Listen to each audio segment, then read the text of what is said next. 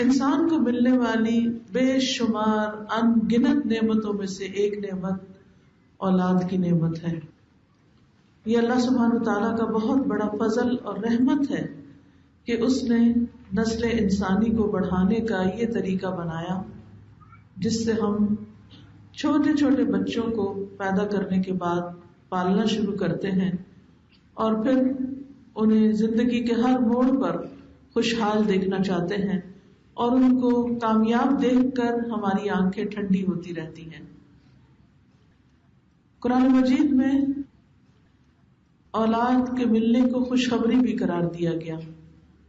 حضرت زکریا علیہ السلام کو جب بہت عرصے تک اولاد نہیں ہوئی تھی تو جب انہیں اولاد کی خوشخبری ملی تو قرآن مجید میں آتا ہے سورۃ مریم میں یا زکریا انا نبشرک بغلام اسمہ یحییٰ، اے زکریا ہم آپ کو ایسے لڑکے کی خوشخبری دیتے ہیں جس کا نام یحییٰ ہوگا، یعنی بچے کی پیدائش ایک خوشخبری ہے.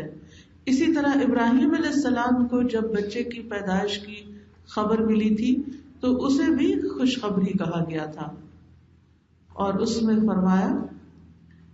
کہ بے شک ہم تمہیں ایک بڑے علم والے لڑکے کی خوشخبری دیتے ہیں، انا نبشرک بغلام علیم. تو اس سے پتہ چلتا ہے کہ اولاد کی پیدائش، اولاد کا صحت مند سلامت دنیا میں آنا ایک خوشخبری اور خوشی کی بات ہے. نبی صلی اللہ علیہ وسلم نے انہیں دنیا کے پھول قرار دیا ہے. حضرت حسن اور حسین کو آپ فرمایا کرتے تھے یہ دونوں یعنی حسن اور حسین رضی اللہ عنہما دنیا میں میرے دو پھول ہیں. یعنی جس طرح پھول کو دیکھ کر انسان کو ہمیشہ خوشی ہوتی، آپ کسی بھی رنگ، کسی بھی سائز، کسی بھی طرح، کسی بھی شکل کا پھول دیکھتے ہیں تو آپ کو خوشی محسوس ہوتی ہے، آپ کے دل کے اندر لطیف جذبات پیدا ہوتے ہیں. اسی طرح اولاد کو دیکھ کر، اولاد کے جس بھی طرح ہو اسے دیکھ کر انسان کے اندر ایک خصوصاً ماؤں کے اندر ایک ممتا جاگتی ہے اور ایک خوشی سی محسوس ہوتی ہے. آنکھوں کی ٹھنڈک بھی ہے اولاد اگر خاص طور پر وہ کامیاب زندگی بسر کرے، نیکی میں آگے بڑھے. اسی لیے یہ دعا سکھائی گئی ربنا ہب لنا من ازواجنا وذریاتنا قرۃ اعین واجعلنا للمتقین اماما، کہ اے ہمارے رب ہمیں ہمارے ازواج اور اولاد سے آنکھوں کی ٹھنڈک عطا فرما اور ہمیں متقین کا امام بنا. نبی صلی اللہ علیہ وسلم نے اولاد کو انسان کی بہترین کمائی بھی قرار دیا ہے. آپ نے فرمایا یقیناً تمہاری اولاد تمہاری بہترین کمائی ہے، بس اپنی اولاد کی کمائی میں سے کھاؤ. ایک اور حدیث سے پتہ چلتا ہے کہ اولاد جو کچھ کماتی ہے وہ صرف اولاد کا نہیں ہوتا، والدین کا بھی ہوتا ہے. دنیا کی خوشیوں کے علاوہ نیک اولاد والدین کے لیے مرنے کے بعد بھی صدقہ جاریہ بنتی ہے. رسول اللہ صلی اللہ علیہ وسلم نے فرمایا جب انسان مر جاتا ہے تو 3 اعمال کے علاوہ اس کے تمام اعمال منقطع ہو جاتے ہیں. صدقہ جاریہ یا وہ علم جس سے نفع اٹھایا جائے یا نیک اولاد جو اس کے لیے دعا کرتی رہے. تو مرنے کے بعد بھی نیک اولاد کی دعائیں ماں باپ کو فائدہ دیتی ہیں. لیکن یہ یاد رکھیے کہ خوشی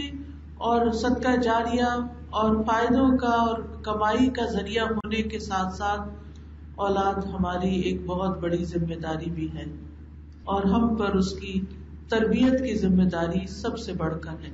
انہیں کھلانا پلانا بھی ایک ذمہ داری ہے، ان کی تعلیم، دنیاوی تعلیم و تربیت کا انتظام کرنا بھی، لیکن ان سب سے بڑھ کر انہیں اللہ کی عبادت کے قابل بنانا، اللہ کے اطاعت گزار بندے بنانا بھی بہت اہم ذمہ داری ہے. ابن عمر کہتے ہیں کہ نبی صلی اللہ علیہ وسلم نے فرمایا اللہ تبارک و تعالی جس شخص کو رعیت کا خواہ کم ہو یا زیادہ ذمہ دار بناتا ہے، اللہ تعالیٰ اس سے اس کی رعایا کے بارے میں قیامت کے دن سوال بھی کرے گا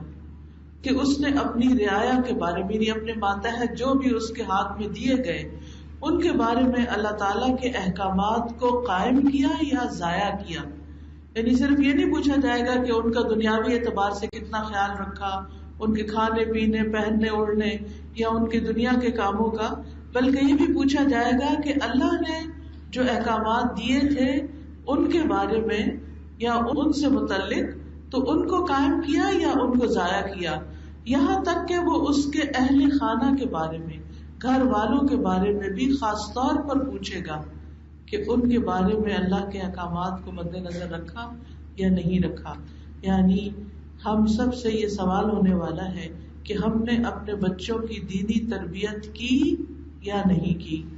ان کو اللہ کا بندہ بنایا یا نہیں.